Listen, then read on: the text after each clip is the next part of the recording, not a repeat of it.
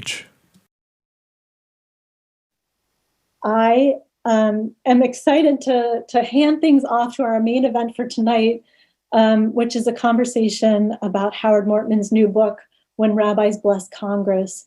Howard Mortman, not Morse, I sometimes send emails to the wrong person, but Howard Mortman is the communications director for C-SPAN, which is the privately funded public service providing television coverage of our US Congress.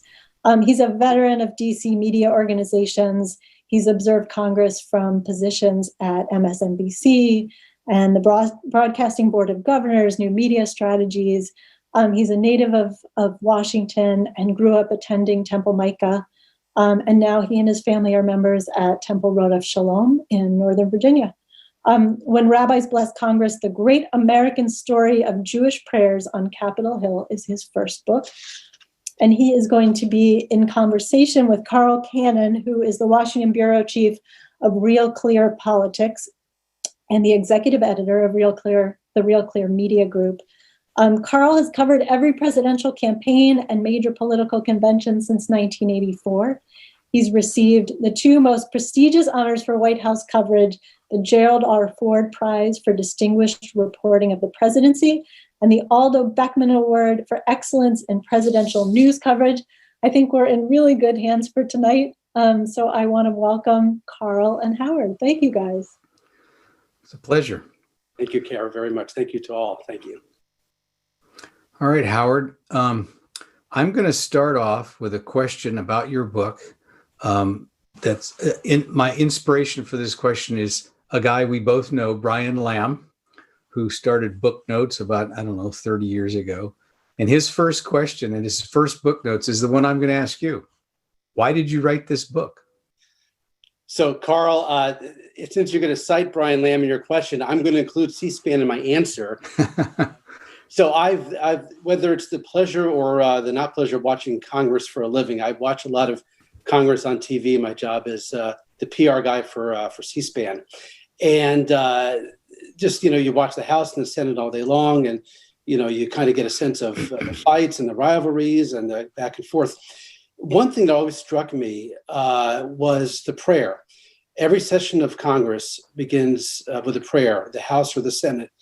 They pray even before they have the Pledge of Allegiance. So it's the very first order of business is to pray, typically led by, and often is by the chaplain. Both the House and the Senate have a chaplain. So just watching Congress, I've just always been intrigued by this tradition of opening every session. Nothing to do with being Jewish. It's just a straightforward junkie, a Congress junkie. Just the whole dynamic, just so interesting. It looks like nothing else that happens during the legislative day. Now, on occasions, the House chaplain or the Senate chaplain aren't there, and they have replacements. They have guest chaplains, kind of like a guest host, somebody filling in for Johnny Carson, as it were, in the old days. And so a guest chaplain would give a prayer. Still fine, still very intrigued by the whole tradition. Now, sometimes those guest chaplains who fill in for the chaplains are rabbis. And that's where my story begins. That's where being Jewish comes in the picture. And always just kind of perked up and started listening intently at rabbis who gave prayers in Congress. It became a passion project of tracking them all down and figure out who they were and what they said when they gave prayers in Congress. Well, okay, but why do they have prayers in Congress? Why do that in this day and age? That's a heck of a great question. And the answer goes back to the very beginning. This is not a modern phenomena at all. This is not even, from the 50s, the golden era of America, if you're an old-fashioned kind of guy. This goes back to the 18th century. This goes back, praying in Congress is the very first thing even the Continental Congress had. Benjamin Franklin advocated putting a chaplain and opening the Continental Congress in prayer. There was prayer and chaplains in Congress before there was a Bill of Rights that enshrined freedom of religion. So when you ask... Well, wait a minute, though. Okay, you mentioned Bill of Rights. Does anybody see a First Amendment tension there? So a lot of people do. Okay. And I will tell you that brings in church state. And that looms over this whole project. Why, and it goes back to your question, why do you pray in the government? There's no prayer that opens the White House. There's no chaplain in the White House. God is invoked sometimes in the Supreme Court, but there's no chaplain in the Supreme Court. Prayer is very much part of what the legislative branch does. The Supreme Court has ruled several times in support of opening legislative sessions in prayer, and not just the Congress, local communities, local boards. There have been many lawsuits from atheists and others challenging this, but it's always been upheld as you can open a legislative session in prayer. The practice goes beyond that too. State assemblies have chaplains. The conventions, the political conventions, open with prayers every night. So it's very much both protected, but also a tradition of the political process. Who gave the first blessing? Well, the first, to look at the rabbis. No, not the rabbis. The first, going back, 1774? Is that? That's correct. Okay. You researched, I know you know. I'm going to get the name right. There's a guy, Provost was his name, I believe, in the Senate version. And I should have memorized this because of the House of one with a little accent at the end of his name was the very first House in this very first Senate chaplains paid for by the taxpayers. So these are taxpayer-funded positions. There are staff now who support the chaplain positions in Congress. So this is very much from the very beginning of Congress. All right, I've read your book, so I know that you found out that the first guest chaplain was in 1850, and that the first rabbi appeared 10 years later. Right. What prompted that? Well, you can either say what took so long, or you can say how did it happen so fast. But it was 10 years. The tradition of guest chaplains began. That Rabbi Morris Raphael became the first rabbi to pray in Congress. Rabbi Morris Raphael from B'nai Jeshurun congregation in New York City, born in Sweden. This is during the 1860s. So, as you know, Carl, James Buchanan was president then. America was on the eve of the Civil War, and his very, very lengthy prayer invoked images of brother against brother. There was a lot of foreshadowing going on in his prayer about what America was about to face. Now, to add a little intrigue to the first rabbi, he was pro-slavery. And there are scholars I didn't study Morris Raphael, but there are, I know him from the timeline of my story, but there are people who follow the Jewish tradition or the Jewish history in the Civil War and know him to have written about pro-slavery positions. So it's kind of very different back then to be that. Now, he looked a lot different too. He shows up in his, the New York Times called it in costume, in his canonicals was their description. Very odd to see a Jew in front of the House of Representatives praying. The other members were tittering to each other and saying, look at that, in their old 19th century way of talking. But it was quite a sight to see that. Did any of the Christian pastors complain? No complaints. It was a while before the next one came on the scene, though. I think it was about 10 years until the next rabbi gave a prayer in Congress. So it was not a commonplace occurrence then. Well, who chooses who gets to come and give the prayers? So this has nothing to do with the rabbi or being Jewish. The tradition of guest chaplains are, again, we're talking about the guest chaplain, again, is a subset of the chaplains. The chaplains typically give the prayer. The guest chaplains fill in when they're not around. So who selects the guest chaplains? They're typically nominated or sponsored by a local congressman or a local senator. So it's like an appointment to West Point or Naval Academy. What it is very similar in that regard. I'll share a couple stories that I've just by doing this work here that it may not surprise you that jockeying goes on, and there is some jealousy among rabbis and others who want to get this prime position to be in front of the legislature and give a prayer. They are so the ones who get selected are close to the local congressmen or local senators, not even Jewish. Non-Jews sponsor rabbis who they know from their community. I wasn't going to share this. This is a new anecdote, but since you opened with a church-state question, I recently came across, and I missed this when I first did the research in the book. Frank Lautenberg, former senator from he died, lay senator from New Jersey, sponsored a rabbi back in the early 2000s from in the Senate from New Jersey, and in Senator Lautenberg's remarks, praised the rabbi for all he had done on the church-state issue of keeping church-state separate, but wasn't separate enough to keep the rabbi from showing up and praying in Congress. That seems like that seems dispensation, as you might say. So, yeah, but it very much typically is localized now. They wouldn't asterisk, and I promise not to get into the weeds here, but in a pro forma session of the House is when they have to stay in session for official obligations to keep the clock running, basically. They do have chaplains. There are prayers during those sessions. They do call in guest chaplains. Typically, those are like local DC area folks who fill in, who are just geographically desirable then. You found in your research, if I don't know if this has changed since your book published, but 441 rabbis, right? That's right. It's Stephanie. Can you pull up slide 4? That actually has the number on there. 600, the numbers that Carl is referring to right now. And yeah, so the right. Let's go. Look at that. Thank you, Stephanie. So let's just, people want to do the numbers. 634 times a rabbi has opened Congress in prayer.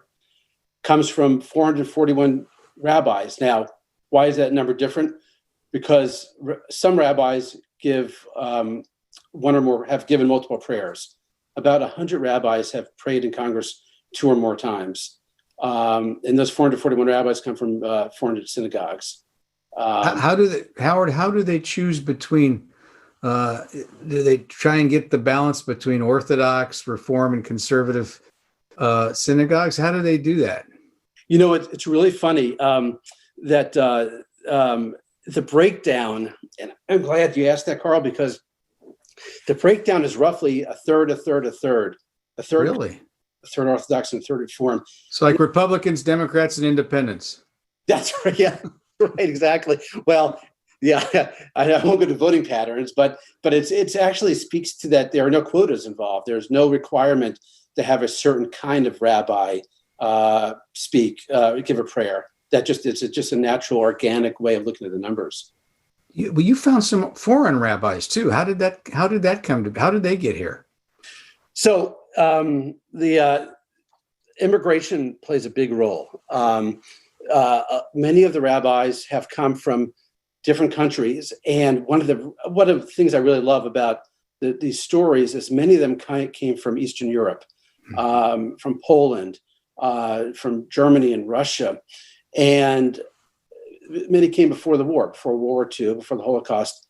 There were a couple that actually survived the Holocaust and moved to America, became rabbis, and prayed in Congress, including, I found this in the research, it's totally amazing, a couple Auschwitz survivors ended up immigrating to America and praying in Congress. It's just an amazing story. Like the ultimate triumph over Hitler is to have a Jew in front of America's center of democracy giving a prayer.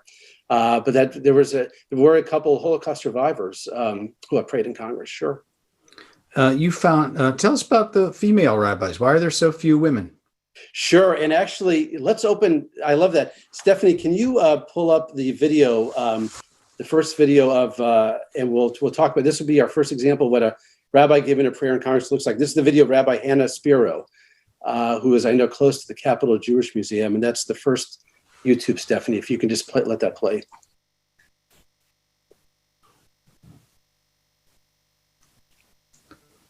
All right, we need sound.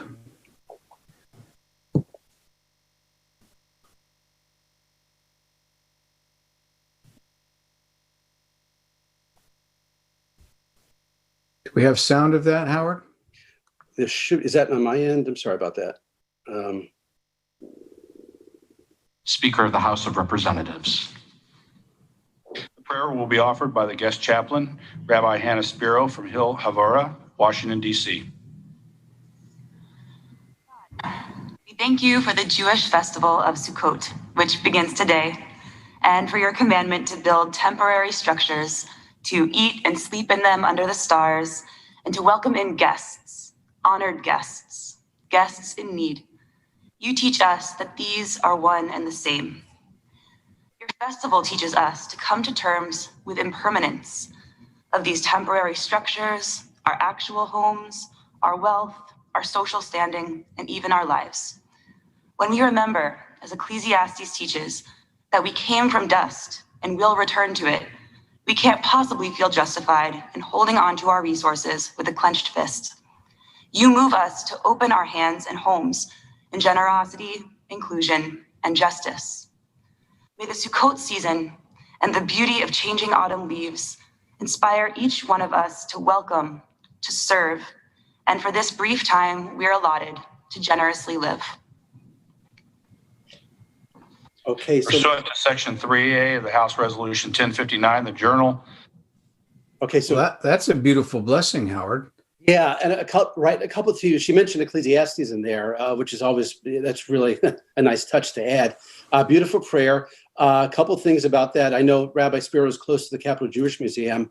To answer your question about why so few women, and Stephanie, as I answer, can you pull up slide 6, which actually runs the numbers of women rabbis?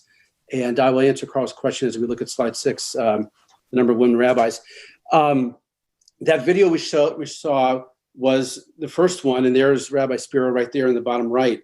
There have been 14 of the 634 times a prayer has been given by a rabbi in Congress. 15 of them come from a woman, a female rabbi.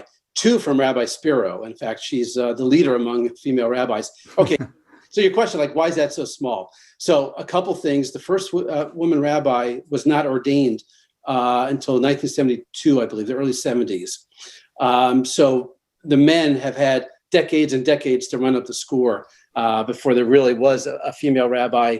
But even then, so and actually one quick anecdote about the first woman rabbi.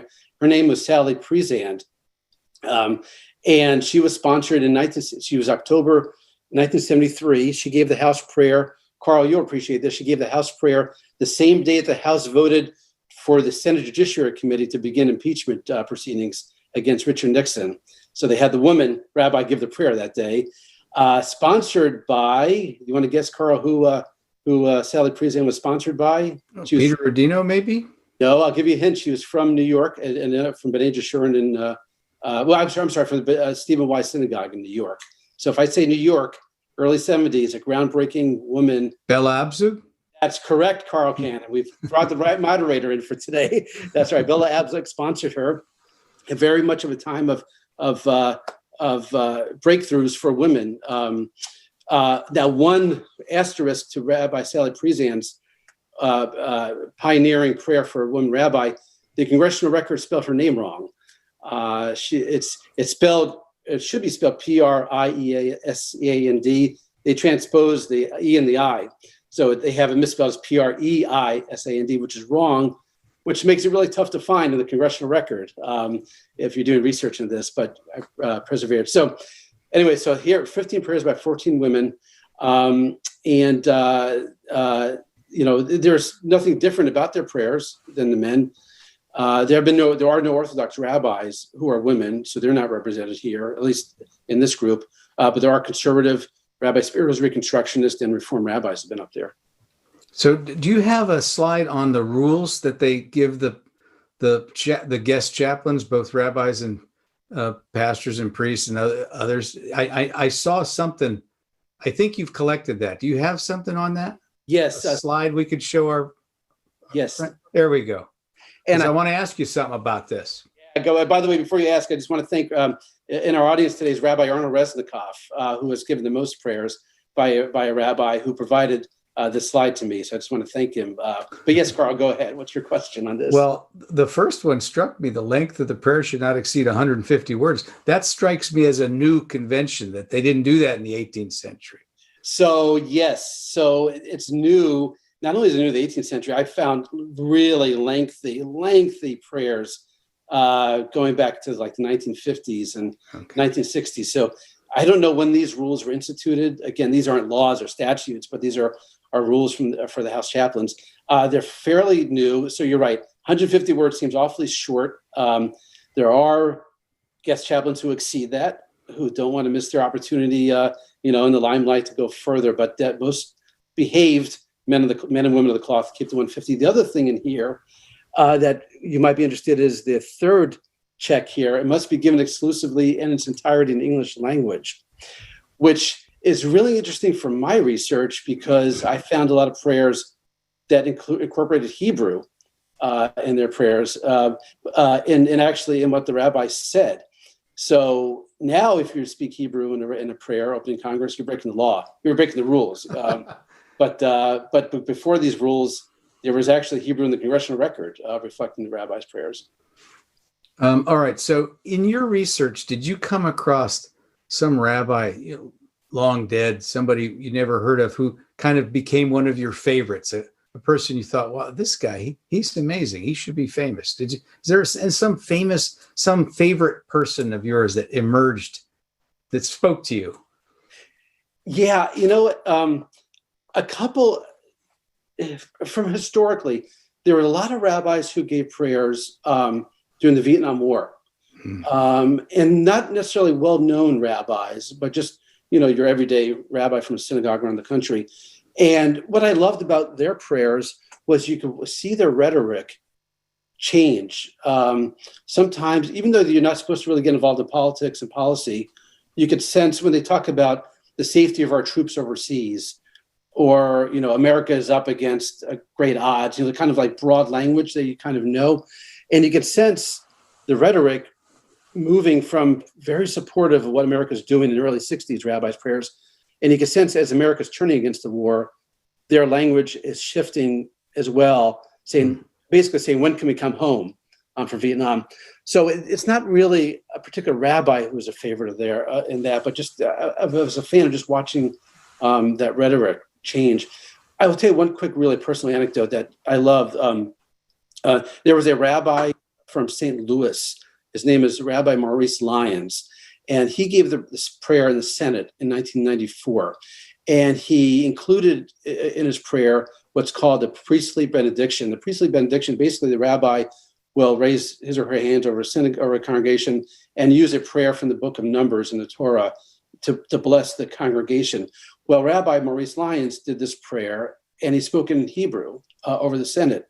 And I always thought that was kind of interesting. And I didn't know anything about Rabbi Maurice Lyons of St. Louis until about 2 months ago.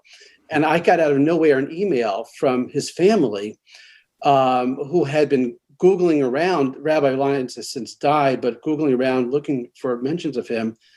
I had, as part of my book research, mechanically put all the rabbi prayers, which are on video, onto YouTube. And this family of this Rabbi Maurice Lyons found this YouTube that I had posted of him, and they had never seen it before. And I believe, and the grandson reached out, and I don't think many of them even heard his voice before. And they sent me an email saying, "This is great. We didn't know this. We see him, we give him the prayer." And I'm even more thrilled because, like, for me, it brought the whole project alive just to make this kind of connection. So, he wasn't a legendary rabbi, but, just very much a part of the living history of the story. Over the years, besides war and peace, what are the topics the themes of these prayers that come through decade after decade? There must be some common threads. Stephanie, I'm going to have you do two things if you could. I'm going to show you.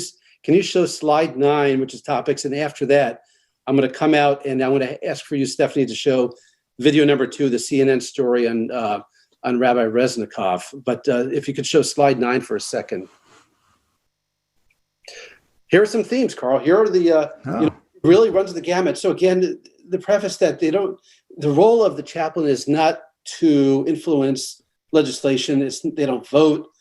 They're not supposed to tell members of Congress what to do. This is really about addressing God, basically, and praying, but reflecting their times. And this is where the history lovers, you can really see some of the themes that come through. Space, I love this. I found about 10 rabbis who talked about astronauts, the Mercury astronauts, the space shuttle, just language soaring to the planets kind of language. And it's fun to kind of reverse engineer and backtrack. Well, when they said that, what was happening?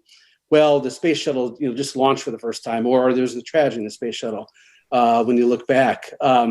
So it definitely War and Peace is a big theme. The one at the bottom, it comes through in a lot of these prayers, just the love of America, expressing that they are able to, the greatness of America as immigrants, or as just freedom comes through, and talking about the Liberty Bell, for instance, and what a great country we are.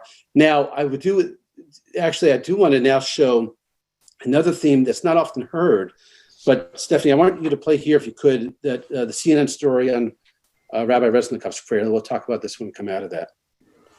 And this will be the second video. I will set this up as Stephanie is pulling up that video. Let's let this play here. Here we go. A prayer this morning on Capitol Hill from a rabbi marking the end of the year with a message of hope. With this decade's last house prayer, we give thanks for progress, look ahead with hope, but with eyes wide open to prejudice, hatred, terror that remain, fueling violence like the anti-Semitic Hanukkah party attack Saturday, the Texas church attack Sunday. We shall overcome. We shall overcome. We shall overcome someday. Deep in my heart, I do believe we shall overcome someday. And let us say, Amen. So a couple things in that one. First of all, you saw Rabbi Arnold Resnikov there. A couple things about Rabbi Resnikov. He's given the most number of prayers in Congress from any rabbi. He's the Joe DiMaggio of rabbi guest chaplains, as it were.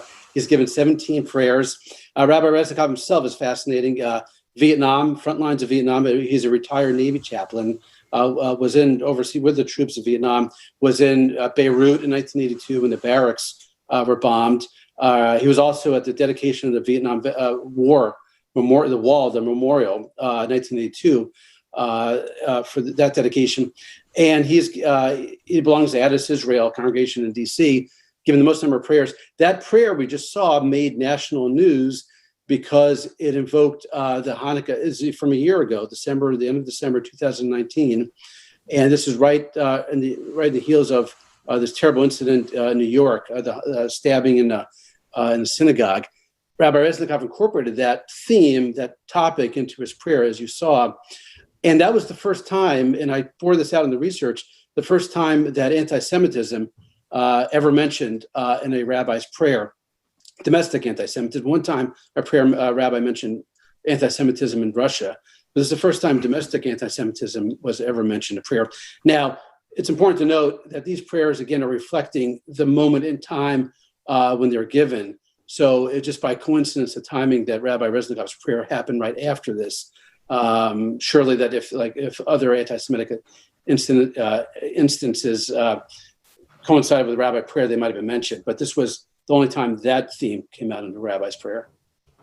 We got a question from someone in the audience who said, do we ever have controversial guest chaplains? He mentioned Father Coughlin, people like that, or any rabbis who are controversial? Are there people like that or are they all pretty widely accepted?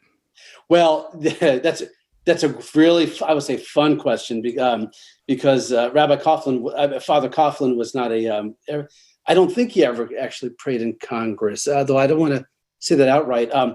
There have been evangelists. Billy Graham has been a guest chaplain. So there have been imams, right? There have been imams. That's been made controversial by people who don't want imams to pray. The act itself of them praying has not been controversial in their prayers, but there are people who don't want to see that happen, have made controversy out of that. But definitely there have been imams. There has been, in my research, I found a rabbi, a messianic rabbi, meaning a rabbi who was head of a congregation that incorporates Jesus into their tradition. Well, you had a Jews for Jesus rabbi? We did, yeah, rabbi. Well, that's pretty ecumenical. Well, it is, and I'm not here to, I'll put my C-SPAN hat on and not pass judgment on, just put out the facts there. You'll want to know who sponsored this rabbi, and he was from North Carolina in the 90s. Jesse Helms. No, try again. Okay, who? Senator Rock Faircloth. How about that? How about on a lighter side? Is humor allowed? Do any of the rabbis, have they ever given blessings that made people laugh? Yes, a couple of them have tried to incorporate humor. The one that comes to mind, kind of humor doesn't play well anymore. One rabbi, a Lubavitcher rabbi, an ultra-Orthodox rabbi, in his prayer cited Bill Cosby and said something that Bill Cosby, the wisdom of Bill Cosby, and it was some anecdote. This was probably a couple of years before Bill Cosby. Yeah, that's a dated reference, isn't it? Yeah, so, yeah. Well, Howard, let me ask you, so as the author of this book, does all this praying make any difference? I mean, they still seem to be at each other's throats on the floor of the house, especially. So I will answer, that goes back to the basic premise of why do this book? Why do we even have this? And that's what I said at the beginning. It looks so, basically what you're asking, it looks like nothing else that happens during the legislative day, a prayer. Here's what the difference is. The chamber, as anybody who's watched C-SPAN knows, the chamber is often empty. So even when the chaplains get up and pray, there's no one listening to them. Mm. But this is where TV comes into the picture. I befriended through this project a non-Jew, a pastor, Pastor Dan Cummins, who's given a lot of prayers in Congress, and he tells me the best thing that these prayers do, it puts them in front of a national TV audience, and he knows the numbers of people who have watched his prayers on through C-SPAN video, and counts them up. So it makes a difference for them, for the people, the chaplains giving the prayer. Whether or not it has an impact on the legislators, the evidence wouldn't suggest it, but that might not be the metric they're working for out of that. I'm gonna look and make sure we don't have any other questions from the audience. I've asked the ones that I think were.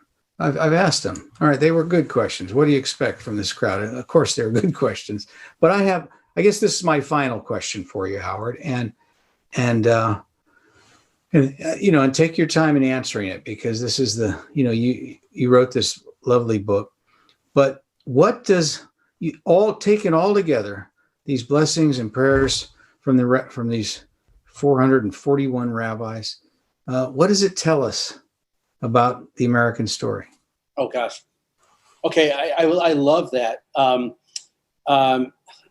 first of all, if this is the final question, one thing I do want to mention is a thank you to you, Carl, and a thank you to the Capital Jewish Museum for doing this conversation. I also want to thank Washington Hebrew Congregation, which partnered with me in the book, and has the most number of rabbis from a synagogue. So I do want to plug them. The story in totality, I'll answer with an anecdote. Rabbis in Israel, the Knesset in Israel does not open with a prayer. If you want to be a rabbi and open a legislative session, you have to come to America to do it. What this tells me is two things. One, what I did in this book is not only has it never been done for rabbis, there are very little research and books and writing on the overall topic of prayer in Congress. Now, people have argued about the church-state aspect of it, but my perspective was, ignore it. I don't care about church versus state. I care about this story of this unreported, undiscovered treasure of America, of our domain, of beginning each session in prayer. So I came from that construct. For Jews, it's a great story of America. It is the essence that there are immigrants not only from Europe, there are Jewish immigrants from Latin America, from Cuba, who have come, rabbis who have come to pray in Congress. It's a great ingathering. So it is part of the fabric of the American story, of American democracy, that a rabbi, a Jew, can survive Auschwitz and come to America and pray in the literal center of democracy. To be a rabbi at the rostrum, as it were, is just, and to cite the Liberty Bell for all the, the tension that we go through as a country, the ins and outs all the time. The fact that this tradition has remained from the beginning untouched, and out of it you can tell stories and you can read biographies and you can run the numbers, or you can just be compelled by what they say. It's a great story of America. Well, Howard, thanks.